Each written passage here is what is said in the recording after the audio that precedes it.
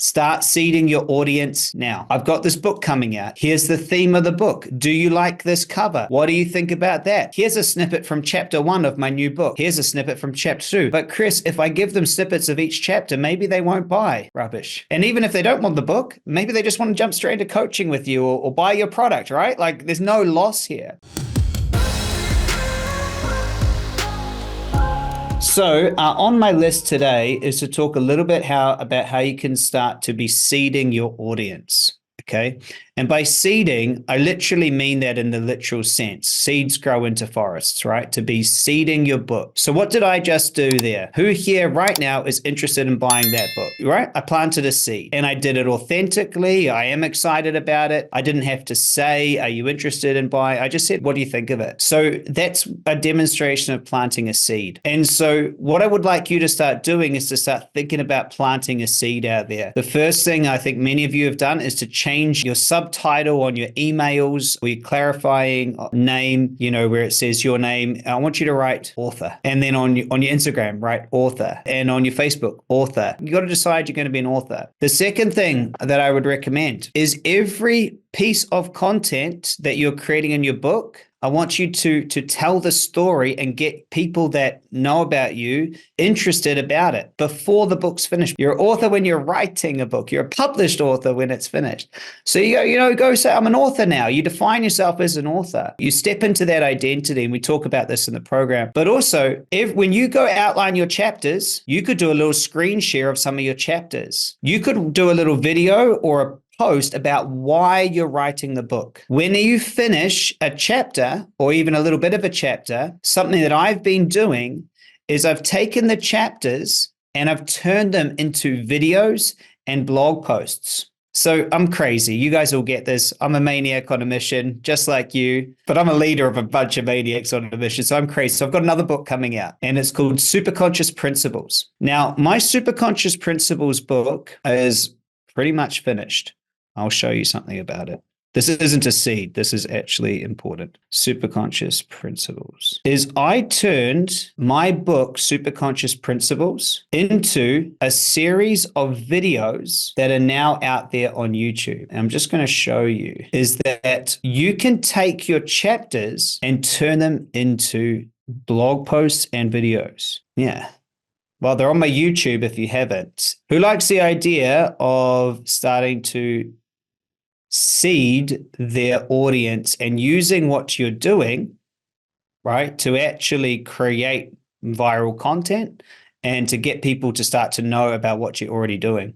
And so here's the coaching to you. As you're writing your book, you can write it and you can start telling your audience about it. You could turn one chapter into 4 or 5 short videos. If you go get the chapter, you get the hook, you get a story, you get the content, that could be a video. Maybe you hate video. It could be a little blog post. Does that make sense? It could be all of these things. Why would you think this is a good idea? It's a good idea because if you start getting people interested about what you're doing, interested about your book, when you go to sell it, there's a waiting list. So here's the idea on a bumper sticker. Start seeding your audience now. Start seeding the book now. Start planting seeds. I've got this book coming out. Here's the theme of the book. Do you like this cover? What do you think about that? Here's a snippet from chapter 1 of my new book. Here's a snippet from chapter 2. But Chris, if I give them snippets of each chapter, maybe they won't buy. Rubbish. Of course, they want the book too, right? This is, they want the book too. And even if they don't want the book, maybe they just want to jump straight into coaching with you or buy your product, right? Like there's no loss here. So my coaching to you is think about this. Once you get started, if you're brand new and you haven't even done anything, this isn't really for you, but it's just a little tidbit that I'm noticing that I'm getting a lot of people out there. They're getting excited, getting interested. And remember, if you want a high profit book, people got to buy it. In order for people to buy it, they need to know about it. In order for them to know about it, you got to do something so that they can know about it. So you want to have an overall theme for your book, and then each chapter needs to have a really, really, really, really good hook. And, you just need one hook per chapter. Yeah. And so in all marketing, when it comes to hooks, there's actually only 6 hooks. So you can have a promise hook, a secret hook, a system hook, a story hook, an offer hook, problem solution hook. problem solution hook. These are in the training, by the way. These are in the training. A problem solution hook. So a problem solution hook says, this is the problem, and in this chapter, I'll show you the solution. A secret hook is the secret to. The system hook is the exact steps to. A promise hook is, I promise you, I'll show you this. A story hook is, in just 2 days, I made $14,000 while on a plane, right? That's a story hook. And I can't remember which one I've missed. Anyway, full trains in. That's just off the top of my head. And so, yeah, the key to having people read your book, the key to people buying your book, the key to people listening to your marketing, it's that hook. If you've got a fish out there ready to bite, you got to hook them in to listen to the whole thing, right? And there's a predictable way to do it.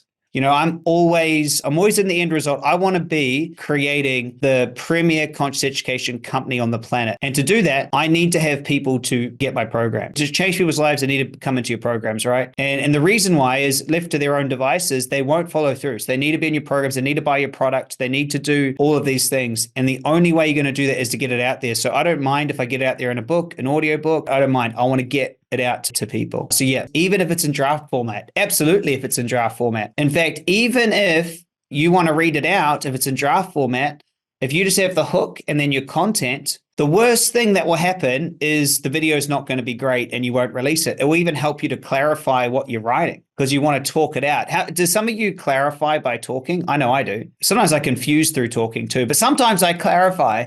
And in those moments, I'll release the video. But, you know, so it is good because the structure of a chapter is the structure of a video and it's the structure of a blog post. You hook someone in, you tell a story, you give them some content, you give them an action item. It's the same structure. A blog post, a chapter, and a video are the same structure.